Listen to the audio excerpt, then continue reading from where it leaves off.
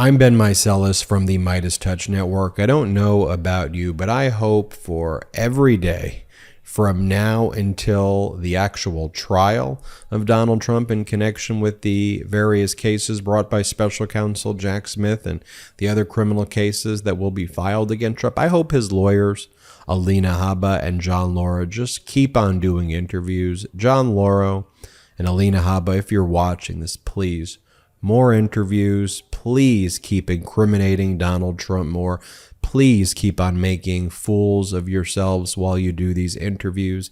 It is a sight to behold. I love covering it here on the MeidasTouch Network, but I also just love showing to the American people just the complete lack of logic, the complete clown show that is MAGA, and both of you are perfect exemplars of that. Let's take a look at what Alina, Habba, and Lauro, Donald Trump's lawyers, said over the weekend when they did the various weekend shows. Here is Alina, Habba, saying that Donald Trump is just so wealthy, so independently wealthy. That is why he's got a grift off of people. The reason why he's used PAC money to spend $40 million on legal fees is because he's so wealthy. People forget that, Alina, Habba says. What in the non sequitur world are you talking about? Play this clip of Alina, Habba. Alina, let me get your take on the money being spent here on legal fees. Did you hear what Congressman Byron Donalds just said? He said that he believes the strategy of the Department of Justice is to bleed Trump dry, to bring so much legal issue and problems to Trump that he has to spend all of this money on legal fees. You are the general counsel of his super PAC. The Wall Street Journal is reporting that the political committee has spent more than $40 million this year on legal fees as he and a constellation of advisors have been swept into these various investigations. How much has it been, and how are you directing the money in terms of paying for legal fees? Tens and tens of millions of dollars, and I do think that that is part of the strategy. It is incredible. They have brought in people like myself who have nothing to do with these cases. I was not part of the administration, just so that lawyers have to get lawyers, and these lawyers cost money. And when you take a broad net and you try and intimidate anybody who is part of his circle, whether I couldn't even say inner circle, Maria, it's gone further than that. You know, the valet at Mar-a-Lago, the chefs, the whatever. It's crazy, and it is on purpose. Nothing they do is not intentional. It's calculated, and it is to make him bleed. The problem is that President Trump is independently wealthy as well, and they forget that. And he has said at rallies, I will do whatever it takes. If it means I have to spend my own money, I will. He is very protective and kind and generous. And at the end of the day, they're going to try and take him down financially. And that's just frankly not a good angle. I don't know if they've seen, his wealth, but it's probably not the best angle to go at. Wow, what was that? All right, in this next clip of Alina, Habba, it appears that for the very first time as she's giving this interview, she is learning what a classified document is. And she goes, oh, these classified documents have to be viewed in a SCIF, a sensitive compartmented information facility. Yes, Alina, Habba, you are so close to understanding this one. Here, play the clip. Let me ask you this, because typically when you have a case as complicated as the one we're talking about, there is deposition, there is discovery, a whole discovery process where Trump's lawyers will have to get access to the other side's information and vice versa. How long do you expect that process to take? Because Jack Smith says he wants a speedy trial. We are about a year away from an election. Obviously, we're just 2 weeks away from the first GOP primary debate. 2 months away from the Iowa caucuses. Are you expecting to have a trial before election 2024? I think that that's their goal. I think that realistically, you have to remember that a lot of these cases deal with classified documents and classified records, which mean that all the lawyers now have to apply for special clearance, right? So it's not a normal situation. You can't just take a classified document and review it. You have to have SCIFs. You have to have certain procedures put in place. So while I appreciate Jack Smith trying to bleed us all dry and trying to have a speedy trial, perhaps he should have taken a case that didn't involve classified documents that he now possesses that we have to now repossess and review for discovery. It's a poorly planned attack, frankly, because that's what it is. It's political lawfare.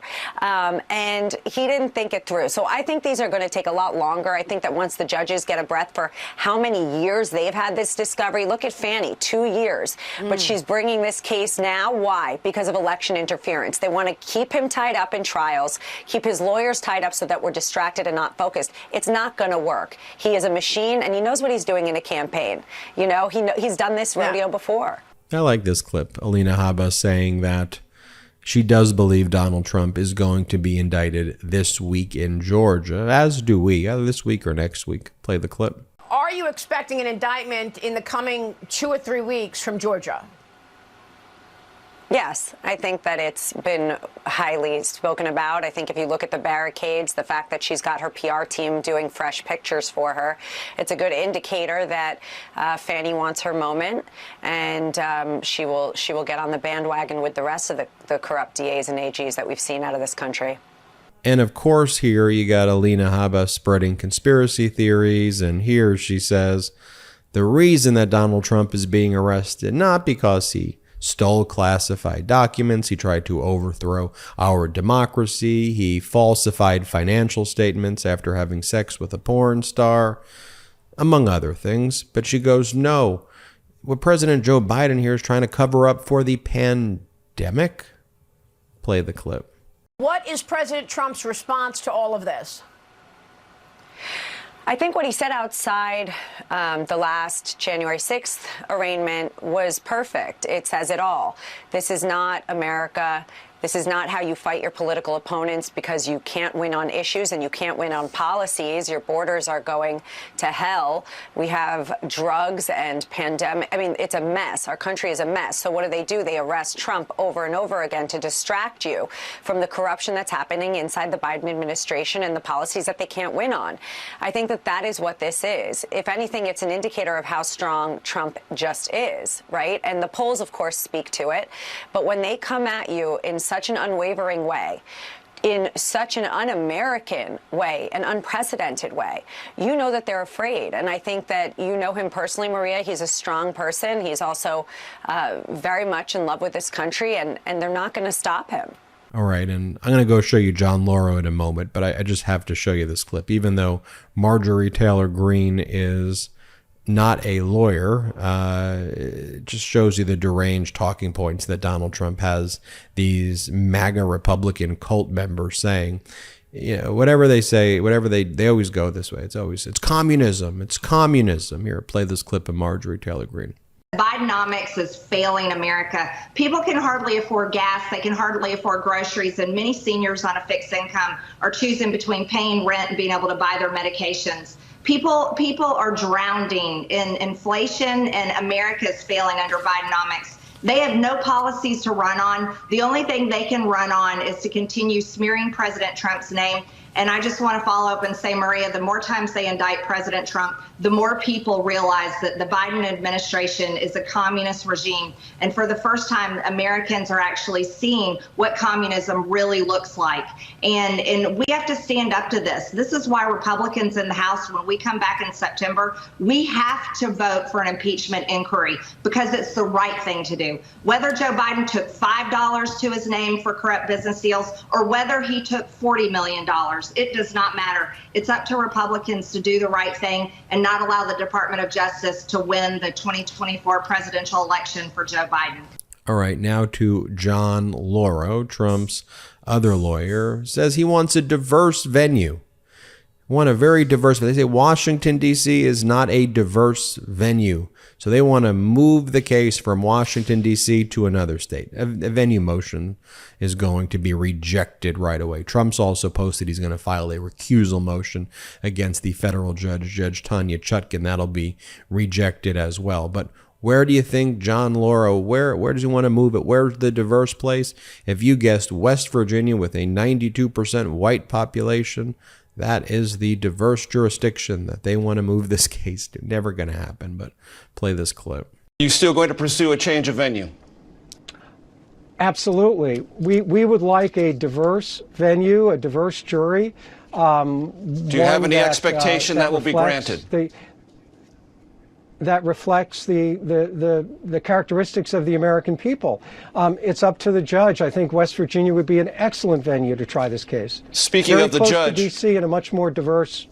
Here, John Lauro saying that their defense is just quite simple. The defense is, in Donald Trump's heart of heart, he feels that he won the election. Well, as Bradley Moss pointed out, bank robbers may feel in their heart of hearts that that money belongs to them. Can't rob a bank, John Lauro. What a dumb defense. Play this clip. Start with this. Is the defense to this indictment he didn't do it, or he was allowed to do what he did? The defense is quite simple. Donald Trump, President Trump, believed in his heart of hearts that he had won that election. And as any American citizen, he had a right to speak out under the First Amendment. He had a right to petition governments around the country, state governments, based on his grievances that election irregularities had occurred. He had every right to speak about the important issues that were taking place after the election. Certainly, Mr. Pence, his vice president, agreed with him that there were anomalies and discrepancies in the election process. And Mr. Trump had every right to petition government and enforce his First Amendment rights. That's why this indictment is an attack on the First Amendment. The government, the Biden administration, would have to prove beyond a reasonable doubt that President Trump did not believe that he had won the election. They will never be able to do that. And that's why this prosecution is so ill-conceived. Now on Meet the Press, Chuck Todd asked John Lauro, do innocent people attack prosecutors? Play the clip. Last question for you. False. I need to get you to react to what your client is saying about the prosecutor. Here's what he said last night. Deranged Jack Smith. He's a deranged human being. You take a look at that face, you say, that guy is a sick man. There's something wrong with him. Do you believe he's deranged?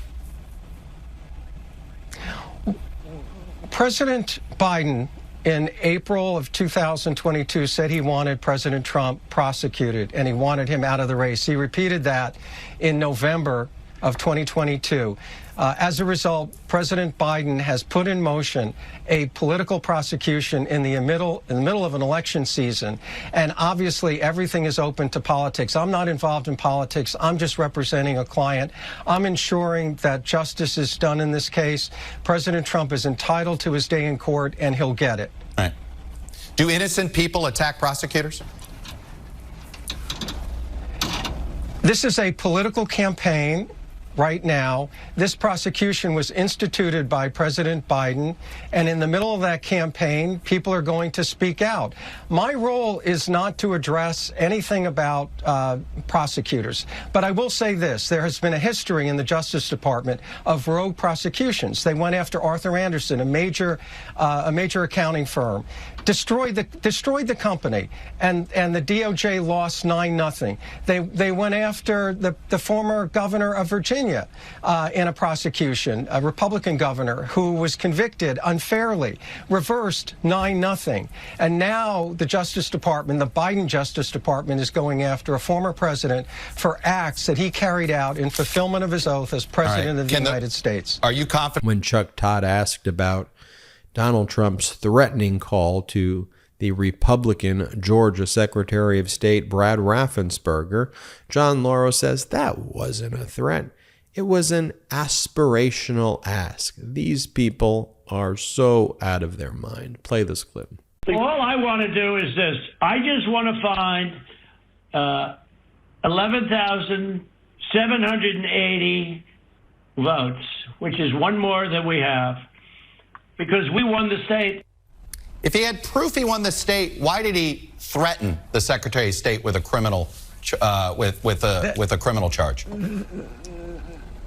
That wasn't a threat at all. What he was asking for is for Raffensperger to get to the truth. He believed that there were in excess of 10,000 votes that were counted illegally. And what he was asking for is the Secretary of State to act appropriately and find these votes that were counted illegally. That was an hold on one second. That was an aspirational ask. He's entitled to petition even state government, but that doesn't involve an obstruction of federal government. But what the Biden administration has said is somehow President Trump obstructed a federal proceeding. That relates to what was going on in the states. And President Trump had every right to ask the Secretary of State, I believe that this election was conducted improperly. There are deficiencies here.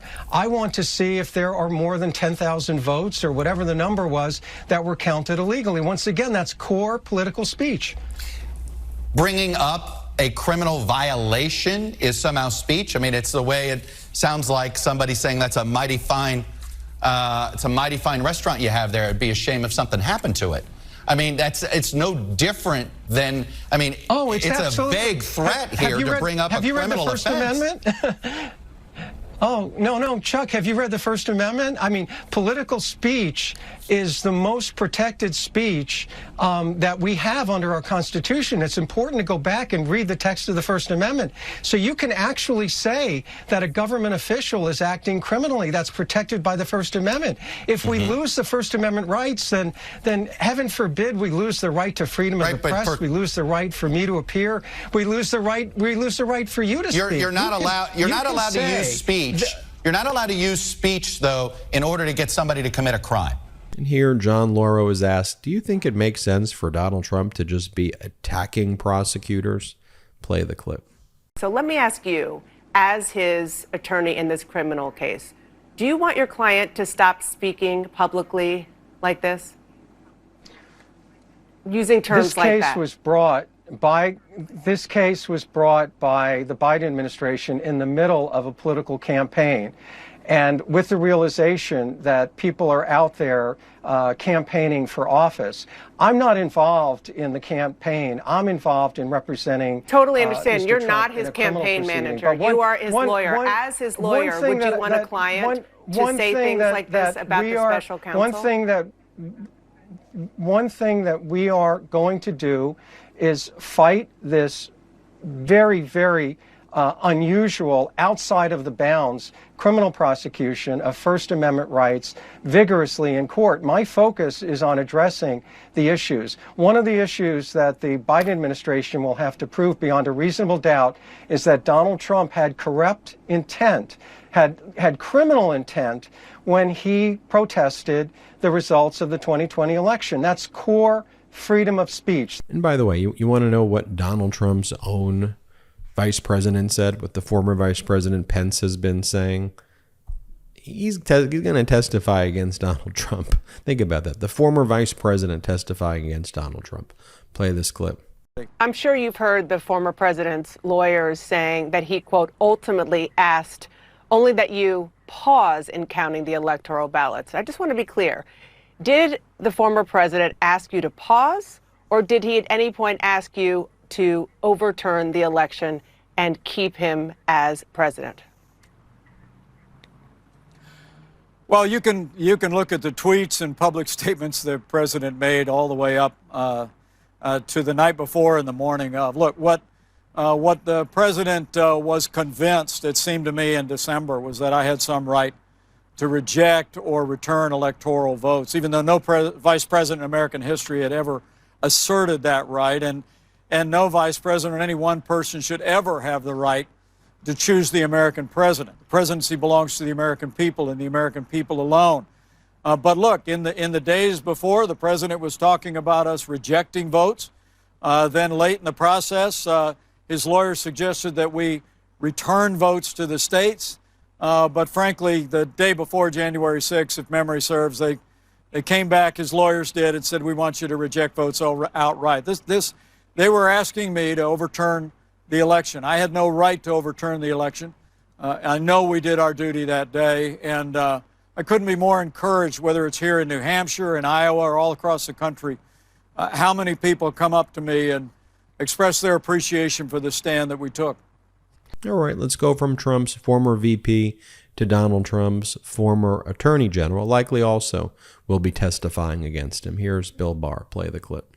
Last time you were on the show, you said, quote, the January 6th case will be a hard case to make because of First Amendment interest, unquote. Having read the indictment, is that still your view? Well, it's certainly a challenging case, but I don't think it runs afoul of the First Amendment. And there's a lot of confusion about this out there. Maybe I can crystallize it. This involved a situation where the states had already made the official and authoritative determination as to who won in those states, and they sent the votes and certified them to Congress. The allegation, essentially, by the government is that at that point, the president conspired, entered into a plan, a scheme that involved a lot of deceit, the object of which was to erase those votes, to nullify those lawful votes. To disenfranchise people. Right.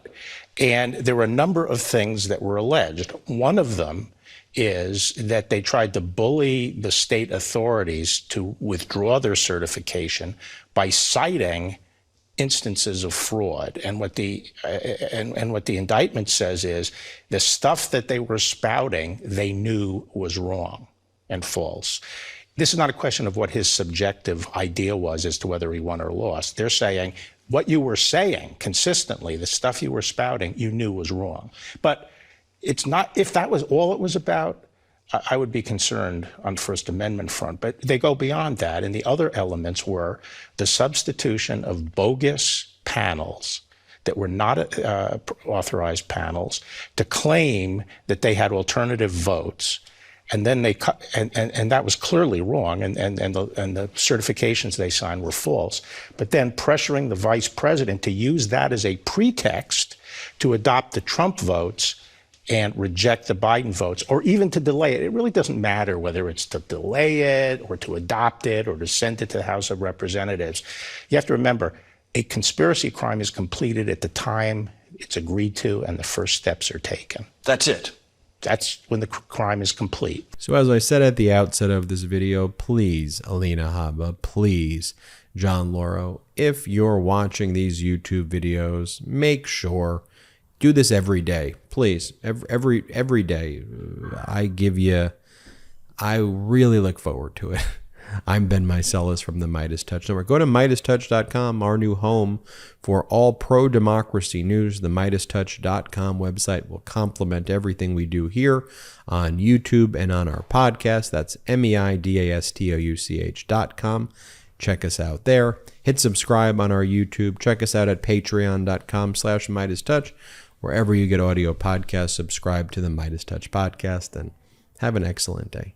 Hey Meidas Mighty, love this report? Continue the conversation by following us on Instagram @MeidasTouch to keep up with the most important news of the day. What are you waiting for? Follow us now.